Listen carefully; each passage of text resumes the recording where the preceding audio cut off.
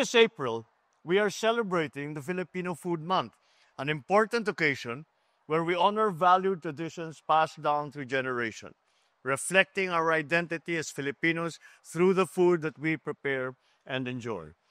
Marami na rin ang mga dayuhan na humahanga sa kakaibang sarap ng ating mga pagkain. Kaya sana tayo namang mga Pilipino mismo ay manguna sa pagkikilala sa iba't ibang putahe na gawa ng lutong Pinoy. This National Food Fair is more than a gastronomic celebration of our rich and diverse culinary heritage.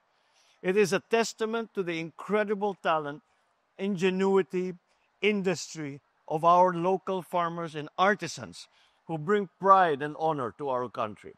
So congratulations to all the participants, the mga exhibitor, mga organizer na pinagtiyagaan ito at ginawa lahat upang maging matagumpay ang itong National Food Fair natin. Of course, acknowledge the efforts of the DTI for introducing the DTI Bagong Pilipinas Marketplace Platform. The platform will empower MSMEs by providing them a space where their products can be seen, recognized, and valued by a wider market. Such initiatives and support stands as essential pillars in ensuring that our MSMEs remain competitive in an ever-changing market. With these efforts to strengthen our local industries, we are indeed positioning the Philippines as a prime investment destination. Let us continue to champion our homegrown products, elevate them to new heights, and embrace the brilliance of Filipino craftsmanship and ingenuity. Patuloy natin tangkilikin ang sariling atin. Palakasin pa natin ang industriyang Pilipino. And may the continued success of our MSMEs inspire generations of entrepreneurs and innovators, all working towards a more prosperous and productive Philippines.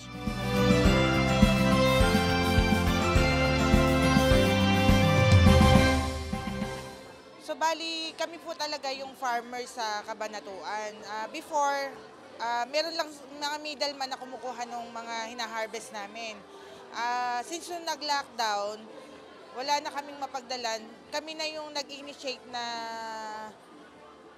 makipag-coordinate sa DA para po may madalang kami ng mga gulay na inaani namin. Doon nga po nagsimula na naging accredited kami ng Kadiwa. Malaking tulong po ang pagiging member namin ng Kadiwa kasi unang-una, hindi na namin po problemahin yung mga hina-harvest namin na gulay. Meron na po kaming dinadalan.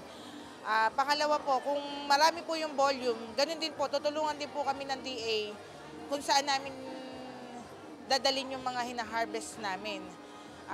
Ganun din po, nalink na kami sa mga iba't ibang ahensya ng government like DTI. Kung saan po kami nila ini-invite.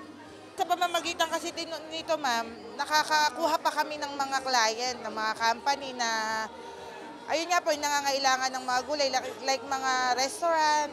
So, ngayon po malaking tulong na meet up namin sila sa mga ganitong event. Kumbaga, farm to market na po ang nangyayari ngayon.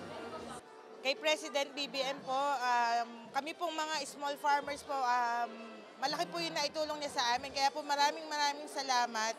At sa pagtulong niya sa amin through Kadiwa, through DA, lahat po ng supportang na ginagrant nila sa amin, napakalaking tulong po sa aming mga farmers. Itong trade fair nito, hindi po kami makapunta dito sa Maynila. Magkano pong gastusin namin yung baga ang pamasahe namin, no? So nagbigay po sa amin si DTI sa totoo lang. Kahit konti, hindi na, pero malaking tulong na po.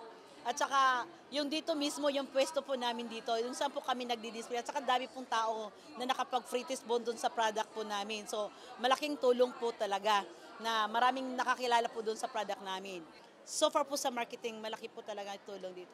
Then, Bongbong Marcos, kalahat po ng mga DTI government po, firm. Sa inyo pong lahat, maraming salamat po sa programa na itong ginagawa niyo po yung National Trade Fair. Malaking tulong po sa amin ng mga MSME. Thank you so much po. Thank you so much po. Sana magpatuloy pa po ito.